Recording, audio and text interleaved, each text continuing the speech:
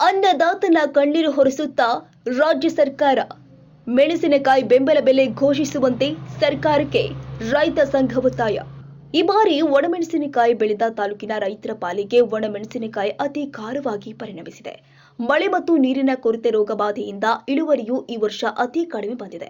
1 ಎಕರೆಗೆ ಕನಿಷ್ಠ 1,50,000ಕ್ಕೂ ಹೆಚ್ಚು ಖರ್ಚು ಮಾಡಿದ್ದೀವಿ ಎನ್ನುತ್ತಾರೆ. ಮೆಣಸಿನಕಾಯಿ ಬೆಳೆದ ರೈತ ಶಿವರಾಜಪ್ಪ ಗೌಡ ಮಲಾರ ಬೆಂಡೆ ಬೆಂಬಳಿ. ಆದರೆ ಈ ವರ್ಷ ಏಕಾಏಕಿ ಮೆಣಸಿನಕಾಯಿ ಬೆಲೆ ಪಾತಾಳಕ್ಕೆ ಹೋಗಿದ್ದು, ರೈತರು ಸಾಲ ಮಾಡಿ ಬಿತ್ತನೆ ಮಾಡಿ ತೀವ್ರ ಸಂಕಷ್ಟಕ್ಕೆ ಒಳಪಟ್ಟಿದ್ದಾರೆ.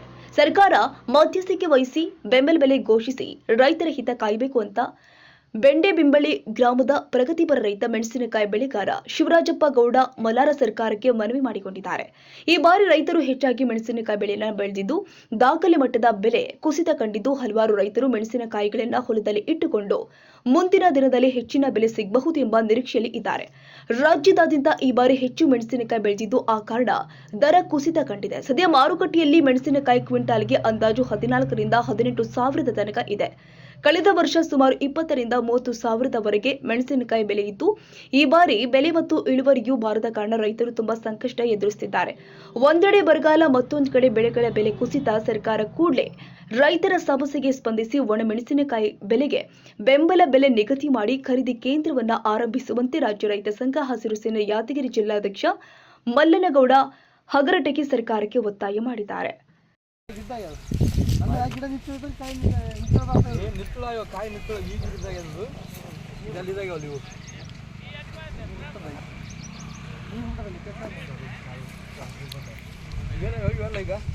ಈಗ ಮೊದಲಿನ ಕಾಯಿ ಆಗ್ಯಾವ, ಈಗ ಮೊದಲ ಕಾಯಿ ಎಲ್ಲ ಆಗ್ಯಾವ, ಆದ್ರೆ ಕಾಯಿ ಉದ್ದಾಗಿಲ್ಲ, ಗಿಡಕಾಯಿ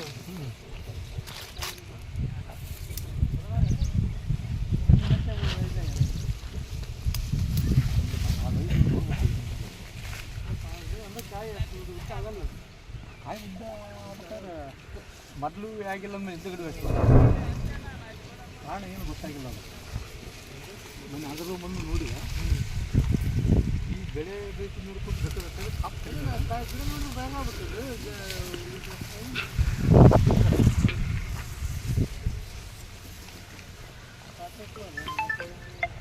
ಕ್ಯೂಟೆಕ್ ಮತ್ತೆ ಬರೀ ಎಲೆ ಅದಪ್ಪ, ಇದಕ್ಕೆ ಎಲೆ ಪ್ರೈಸ್ ಇಟ್ಟರೆ ಫಸ್ಟ್ ನಮ್ಗೆ ಬರ್ತದೆ. ಈ ರೀತಿನ ಹಾಕೊಂಡು ಈಗ ನೆಕ್ಸ್ಟು ಕಲ್ಗುಡ್ಕಾಯಿಗಾವ, ಕಲ್ಗುಡ್ಕಾಯಿಗಿಲ್ಲ ಈಗ